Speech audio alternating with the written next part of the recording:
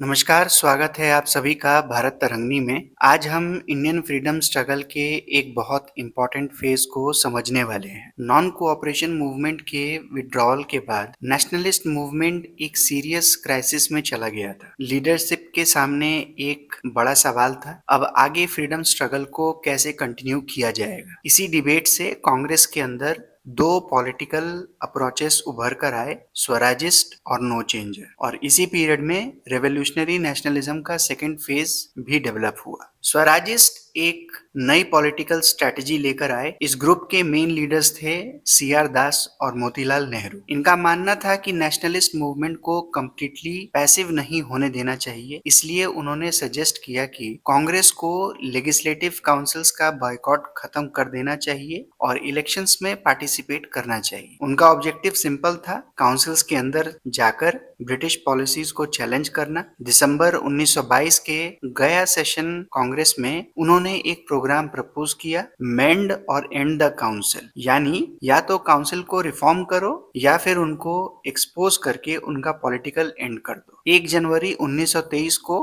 कांग्रेस खिलाफत स्वराज पार्टी का formation announce हुआ, इसलिए इन्हें प्रो चेंजर्स भी कहा गया। ये कांग्रेस प्रोग्राम को एक्सेप्ट करते थे, लेकिन एक इम्पोर्टेंट डिफरेंस था, ये इलेक्शन में पार्टिसिपेट करते थे। कांग्रेस के अंदर एक दूसरा ग्रुप भी था जो स्वराजिस्ट की स्ट्रेटजी से अग्री नहीं करते थे। इस ग्रुप को कहा गया नो चेंजर्स। इस ग्रुप के लीडर्स थे वल्लभ भाई पटेल, राजेंद्र प्रसाद, सी राजा गोपालाचारी, और इनका इफेक्टिव लीडरशिप महात्मा गांधी के पास था। इनका मानना था कि काउंसिल एंट्री नेशनलिस्ट मूवमेंट को वीक और करप्ट कर देगा, इसलिए उन्होंने कहा कि बॉयकॉट कंटिन्यू होना चाहिए, कंस्ट्रक्टिव प्रोग्राम पर फोकस होना चाहिए, जैसे khadi promotion, national education, Hindu Muslim unity, untouchability के खिलाफ स्ट्रगल। साथ ही उनका गोल था फ्यूचर में सिविल डिसोबीडियंस मूवमेंट के लिए प्रिपरेशन करना। अब समझते हैं स्वराजिस्ट और नो चेंजर्स के बीच के सिमिलैरिटीज को। इंटरेस्टिंगली दोनों ग्रुप्स के बीच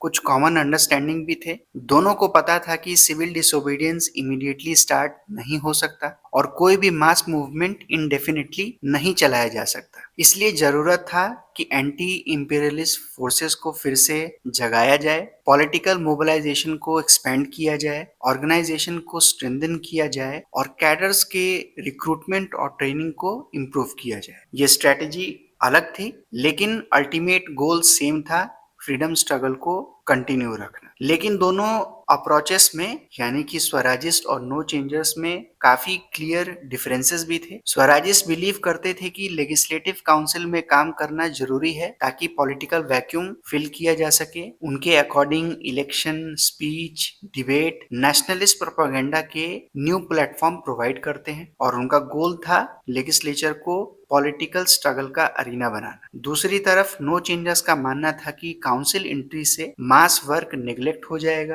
रेवोल्यूशनरी जील कम हो जाएगा और पॉलिटिकल करप्शन बढ़ सकता है, यानी कि जो भी लोग काउंसिल में जा रहे हैं वहां के प्रिविलेजेस और बेनिफिट से सरकार के साथ वो गठजोड़ कर लेंगे, यानी कि ब्रिटिश सरकार के साथ। अब इस गुटबाजी ने कांग्रेस को धीरे धीरे कमजोर करना स्टार्ट कर दिया। लोगों को फिर से यह महसूस होने लगा कि कहीं कहीं फिर से जो 1907 का सूरत स्प्लिट हुआ था वह फिर से ना हो जाए।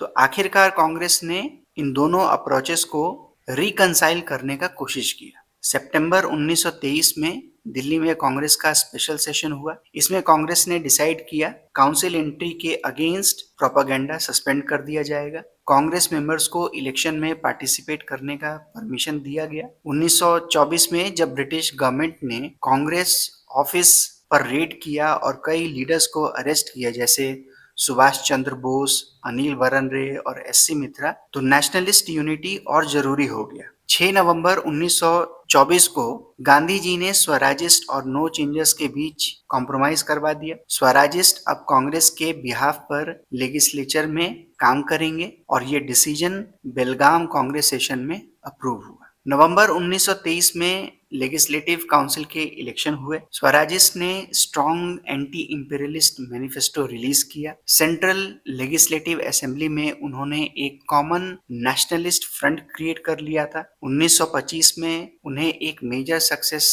मिला जब उन्होंने विठल भाई पटेल को सेंट्रल लेजिस्लेटिव असेंबली का प्रेसिडेंट इलेक्ट करवाने में सफलता हासिल की। लेजिस्लेचर्स में स्वराजिस्ट ने मेनली 3 मेजर इश्यूज रेज किए। सबसे पहला था सेल्फ गवर्नमेंट के लिए कॉन्स्टिट्यूशनल रिफॉर्म, दूसरा था सिविल लिबर्टीज का, पॉलिटिकल प्रिजनर्स का रिलीज और रिप्रेसिव लॉज को रिपील करवाना, और तीसरा था इंडिजिनस इंडस्ट्री का डेवलपमेंट। इसी दौरान मोतीलाल नेहरू ने डिमांड रखा कि इंडिया के लिए न्यू कॉन्स्टिट्यूशन ड्राफ्ट किया जाए जो रियल पावर इंडियंस को ट्रांसफर करे। 1923-24 के पीरियड में कांग्रेस लीडर्स ने, या यूं कहे कि स्वराजिस्ट लीडर्स ने, कई म्यूनिसिपल बॉडीज और लोकल इंस्टीट्यूशंस भी कैप्चर किए, जैसे सी आर दास ने मेयर ऑफ कलकत्ता, विठल भाई पटेल बॉम्बे कॉरपोरेशन से, वल्लभ भाई पटेल अहमदाबाद म्यूनिसिपैलिटी, राजेंद्र प्रसाद पटना म्यूनिसिपैलिटी और जवाहरलाल नेहरू इलाहाबाद म्यूनिसिपैलिटी। लेकिन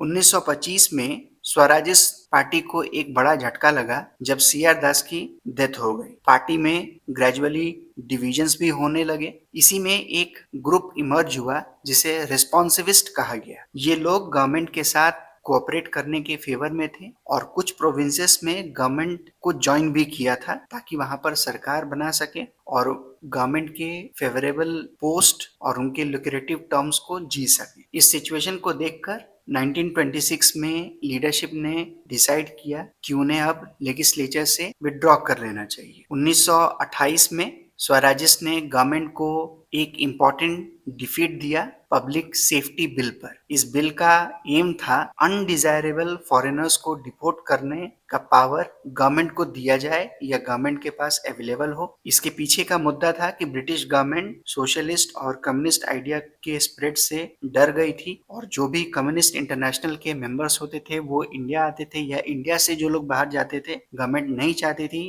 कि यहाँ के लोग सोशलिस्ट और कम्युनिस्ट आइडिया के प्रभाव में आए। 1929 के मेरठ कॉन्स्पिरेसी केस में कई कम्युनिस्ट और ट्रेड यूनियन लीडर्स को अरेस्ट किया गया। 1930 में लाहौर कांग्रेस सेशन के बाद सिविल डिसोबीडियंस मूवमेंट स्टार्ट हुआ और इसी के साथ स्वराजिस्ट ने लेजिस्लेचर से फाइनल वॉकआउट कर दिया। इस पीरियड में no changers quietly grass root work कर रहे थे। उनका फोकस था खादी और स्पिनिंग पर, national education, Hindu Muslim unity, untouchability के खिलाफ स्ट्रगल और फॉरेन क्लॉथ के बाइकॉट पर। इस फेज में रेवोल्यूशनरी एक्टिविटीज दोबारा स्ट्रॉन्ग फॉर्म में इमर्ज होते हैं। इस पीरियड में हमें दो मेजर रीजनल ट्रेंड डेवलप करते हुए दिखाई देते हैं। पहला था पंजाब, यूपी और बिहार में और दूसरा था बंगाल में। दोनों रीजन्स में रेवोल्यूशनरी नेशनलिज्म अलग अलग ऑर्गेनाइजेशन और स्ट्रेटजीज के थ्रू डेवलप हुए। इस सेकेंड फेज के इमर्जेंस के पीछे कुछ इंपॉर्टेंट सोशल और आइडियोलॉजिकल इन्फ्लुएंसेस थे। सबसे पहला था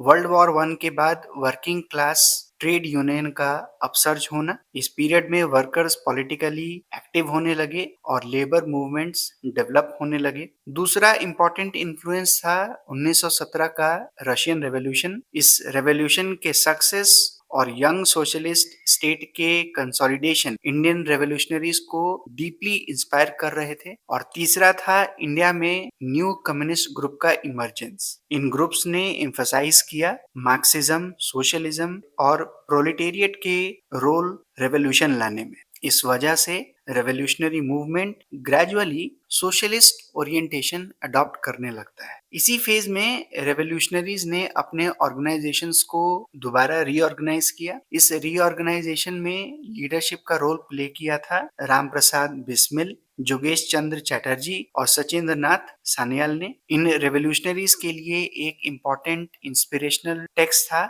बंदी जीवन। ये रेवोल्यूशनरी मूवमेंट के लिए एक तरह का टेक्स्ट बुक बन गया था। 1924 में ये रेवोल्यूशनरीज कानपुर में मिले और इस मीटिंग में इन्होंने एस्टैब्लिश किया हिंदुस्तान रिपब्लिकन एसोसिएशन, जिसे कभी हिंदुस्तान रिपब्लिकन आर्मी भी कहा जाता था। इस ऑर्गेनाइजेशन का मेन ऑब्जेक्टिव था आर्म रेवोल्यूशन के थ्रू कॉलोनियल रूल को ओवरथ्रो करना और उसकी जगह एस्टैब्लिश करना federal Republic of United states of India, जिसमें एडल्ट फ्रेंचाइज हो और एक डेमोक्रेटिक रिपब्लिकन स्ट्रक्चर। एचआरए का यानी कि हिंदुस्तान रिपब्लिकन एसोसिएशन का सबसे इम्पोर्टेंट एक्शन था काकोरी रॉबरी 9 अगस्त 1925 का। इस ऑपरेशन का एम था गवर्नमेंट ट्रेजरी को लूट कर रेवोल्यूशनरी एक्टिविटीज के लिए फंड कलेक्ट करना। ब्रिटिश गवर्नमेंट ने इसके बाद रेवोल्यूशनरीज पर केस चलाया, जिसे काकोरी कॉन्स्पिरेसी केस कहा जाता है। इस केस में कई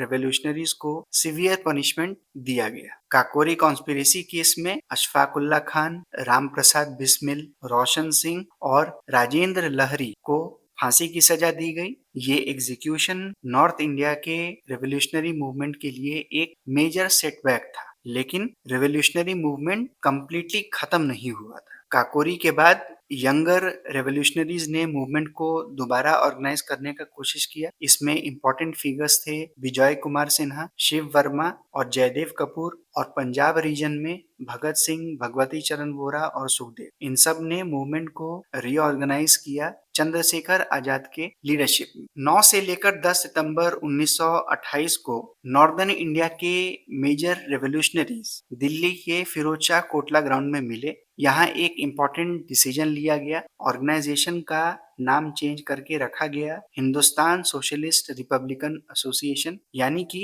अब रेवोल्यूशनरी मूवमेंट ने सोशलिज्म को ऑफिशियली अडॉप्ट कर लिया था। एचएसआरए का आइडियोलॉजिकल प्रोग्राम काफी क्लियर था। इसका मेन ऑर्गन था रेवोल्यूशनरी। इस पब्लिकेशन में प्रपोज किया गया रेलवे का नेशनलाइजेशन, ट्रांसपोर्ट सिस्टम का नेशनलाइजेशन, लार्ज इंडस्ट्रीज जैसे स्टील और शिप बिल्डिंग का नेशनलाइजेशन। साथ ही यह भी डिसाइड किया गया कि लेबर ऑर्गेनाइजेशंस को स्टार्ट किया जाएगा, पीजेंट ऑर्गेनाइजेशंस को बिल्ड किया जाएगा, और अल्टीमेट गोल होगा ऑर्गेनाइज्ड आर्म्ड रेवोल्यूशन। और इस आइडियोलॉजी को आर्टिकुलेट किया गया एक फेमस डॉक्यूमेंट में, the philosophy of the bomb, जिसे लिखा था भगवती चरण वोरा ने। इस पीरियड में कुछ इंडिविजुअल हीरोइक एक्शंस भी हुए, जिसका सबसे इंपॉर्टेंट टर्निंग पॉइंट था लाला लाजपत राय का डेथ। 30 अक्टूबर 1928 को लाहौर में वो साइमन कमीशन के खिलाफ प्रोटेस्ट लीड कर रहे थे। पुलिस ने ब्रूटल लाठीचार्ज किया। इसी लाठीचार्ज की वजह से उनकी डेथ हो गई। लाला लाजपत राय की डेथ का बदला लेने के लिए 17 दिसंबर 1928 को भगत सिंह, चंद्रशेखर आजाद और राजगुरु ने लाहौर में सॉन्डर्स नाम के एक पुलिस ऑफिशियल को असैसिनेट किया। सॉन्डर उस लाठीचार्ज से एसोसिएटेड ऑफिसर थे। अगला मेजर रेवोल्यूशनरी एक्शन हुआ 8 अप्रैल 1929। भगत सिंह और बटुकेश्वर दत्त ने सेंट्रल लेजिस्लेटिव असेंबली में बॉम्ब थ्रो किया। ये एक्शन प्रोटेस्ट था दो बिल के खिलाफ। पहला पब्लिक सेफ्टी बिल और ट्रेड डिस्प्यूट बिल। बॉम्ब का पर्पस किलिंग नहीं था, लोगों को मारना नहीं था। इसका सिर्फ एक एम था, जिसे कहा गया to make the deaf hear, बहरों को सुनाना। असेंबली बॉम्ब केस के बाद रेवोल्यूशनरीज को अरेस्ट किया गया। भगत सिंह और बी के दत्त पर ट्रायल हुआ। इसके बाद एक और मेजर ट्रायल हुआ, लाहौर कॉन्स्पिरेसी केस। इस केस में भगत सिंह, सुखदेव, राजगुरु और कई दूसरे रेवोल्यूशनरीज पर ट्रायल चला। कोर्ट ने जजमेंट दिया। भगत सिंह, राजगुरु और सुखदेव को डेथ सेंटेंस। ये सेंटेंस एग्जीक्यूट किया गया 23 मार्च 1931 को, और इस इवेंट ने भगत सिंह को इंडियन फ्रीडम स्ट्रगल का एक आइकॉनिक रेवोल्यूशनरी मार्टियर बना दिया। कई बार एग्जाम्स में भगत सिंह से भी रिलेटेड कुछ क्वेश्चंस पूछे जाते हैं, उनकी जिंदगी और उनके वर्क से रिलेटेड, तो एक नजर उस पर भी डालते हैं। भगत सिंह का जन्म हुआ 1907 में। वो फेमस रेवोल्यूशनरी अजीत सिंह के नेफ्यू थे। लाहौर में भगत सिंह ने ऑर्गेनाइज किया स्टडी सर्कल, जिसमें उनका साथ दिया था सुखदेव ने। भगत सिंह ग्रेजुअली मार्क्सिज्म की तरफ अट्रैक्ट हुए। उनका बिलीव था रेवोल्यूशन सिर्फ कुछ इंडिविजुअल्स के थ्रू नहीं पॉसिबल है, बल्कि मासेस के थ्रू और मासेस के लिए ही अचीव किया जा सकता है। यानी कि मास पार्टिसिपेशन बहुत ज्यादा जरूरी है किसी भी रेवोल्यूशन को अचीव करने के लिए। 1926 में भगत सिंह ने एस्टैब्लिश किया पंजाब नौजवान भारत सभा,